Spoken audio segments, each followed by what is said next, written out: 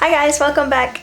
This week I want to talk to you about more finances. We've talked about this topic before and I love sharing with you guys what I've learned. I am in no way an expert in this, but I have been paying off debt for 3 years. My husband and I, we paid off around 80,000 US dollars in 3 years. So I do have some personal experience with this. I've also done specific budget videos, but today I want to share with you 10 ways that you can save money. I've tried to put things on the list that are both like everyday things that you can do, and then I've also had some of the bigger things on there that are more like your mindset and stuff. Let's get started. The first thing on my list is super easy to do and it's food related. I actually have 3 different things in there that you can work with because there's so much that you can do to save on your grocery bill. First of all, don't go to the store when you're hungry. If I go to the store when I'm hungry, I'm gonna stuff my shopping cart with things that were not supposed to be in there, and my bill is gonna end up higher than it actually was meant to be. Of course, this helps if you limit your visits to the store in the first place, and that was a big help for me. I try to make a grocery list that we go every Friday and then we buy most of the stuff that we need for the whole week. That way, we don't end up going to the store more than we actually need to, and then we limit the amount of times that we can do impulse buying. And then Tiziana Brown, one of you guys, awesome subscribers, mentioned in a previous video that you can also do a lot of food prepping. I'm experimenting with this. I'm not an expert on that, but I do know that food prepping helps me actually use everything that I bought in a week, and it helps me a lot the times where I feel I'm too tired to actually cook, that I know that I have something in the fridge I can just pull out and warm, so it saves me on the takeaway. Number 2 is to manage your subscriptions. This might be to gyms, to magazines, to Netflix, HBO, all those kinds of things. Subscriptions can be great if you actually use them, but a lot of times I feel like subscriptions are kind of like a leaky pipe in your house. It's like water would just stand there and just slowly sift away, and it won't seem like much because it's just a small hole.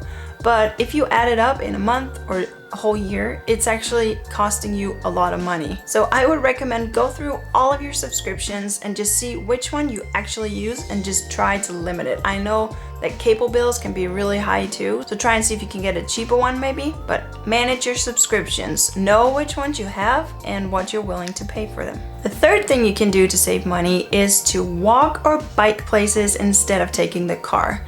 Of course, this will save you money on your bill, but it will also, maybe you can get rid of that gym membership that you rarely use, so it will give you a lot of natural exercise. And sometimes I find that when I was really hardcore with the budgeting 3 years ago, I would actually walk places even if it was a couple of miles away. It would kind of give me this time to think a little more deeper, reflect on things, listen to a good podcast or something like that. And then when I would get there, I was actually in a lot better mood than if I had rushed there. So just check out if this is something that might work for you. Number 4 is to save up for things that you want so you can purchase them cash, and this way you save a lot of money on interest rate, because every time you buy something and you have to pay it off every month, they add a lot of interest, and it might sound really basic, and it kind of is, but get rid of everything that you have to pay on a monthly basis and just save up for it. Wait a month or 2 longer than you normally would have. Then you can buy it, you'll own it outright, and you'll save the interest. My 5th tip is that you get in the habit of planning for things. So big expenses that are coming up. I do this sometimes with gifts, so it's a good idea to look for deals ahead of time. You know, my sister's birthday, for instance, is coming up, and she has an online wish list, and I can actually just go on there and I can look for good deals ahead of time. This does not mean you have to pick up some random thing from the sales pile in the department stores. You can still give people what they actually wished for. You just have to plan it so it's possible for you to actually get them what they would like, even though you feel it might be a little bit out of your budget. So I'm doing this right now with a bike because I need a new bike. So I'm just trying to do research, figure out what are the general prices, and once you have an idea of that, then you know when you see a good deal. I do this a lot with plane tickets. So what I'll do is maybe 6 months, maybe 9 months ahead of time, I know we want to go somewhere, and then I'll just go online every month or so, maybe every 2 weeks, and I'll get an idea of what the price range is going to be for that ticket. While I do this, I save up. This way I know I have the money ready. All of a sudden a good deal would come and I can act fast. So I really recommend you do this with bigger and smaller items. And if you're kind of a planner type like I am, it'll probably come more naturally to you, but test it out and see if it works. The 6th thing that I recommend you do is to keep a budget. This should probably have been number 1. I'm a big fan of budgets. I do really well in some periods of my life, and then other times I don't do as well with it. But when I do a budget, I do so much better in general. I love being the boss of my finances, and what I actually really love about the budgeting is that it will give you a really clear visual of how many small purchases you make and how those small purchases become a big chunk that you can potentially get rid of. So do a budget whatever way you want to do it. I'll have a link up here in the iCards to a budget that I did where I go through how my budget was when we were really on a tight budget a few years ago. So I'll link that up there, and maybe that'll be helpful to you. Otherwise, there are a lot of online services that you can use to help you budget. You can also just use a pen and paper, or you can use a spreadsheet. It's really up to you, but I recommend that you do it and you stick with it because it will be so visually clear to you where you can save money, and that's just awesome. Number 7. Practice delayed gratification. If you go into the store, you see this thing, you really want it, and it might be something that you kind of need, but you don't need it right now. You know what I mean. So the exercise is you see this item, but you don't buy it. You go home and you wait maybe a month, maybe 2, depending on how big the item is. And then you see if you still want it.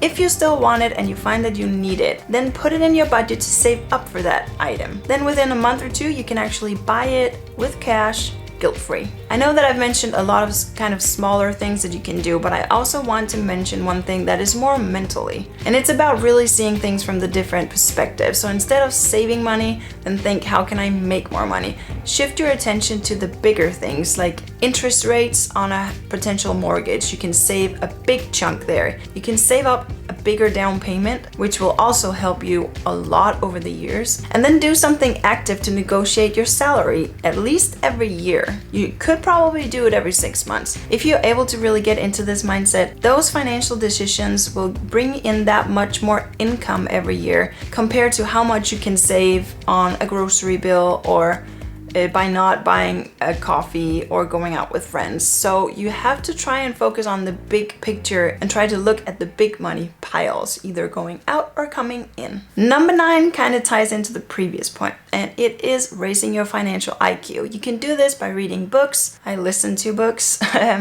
You can subscribe to podcasts. You can go to seminars. Anything you can do to really educate yourself on money. No one's gonna come in and tell me if it's better to do this kind of saving or this, or do I want to invest?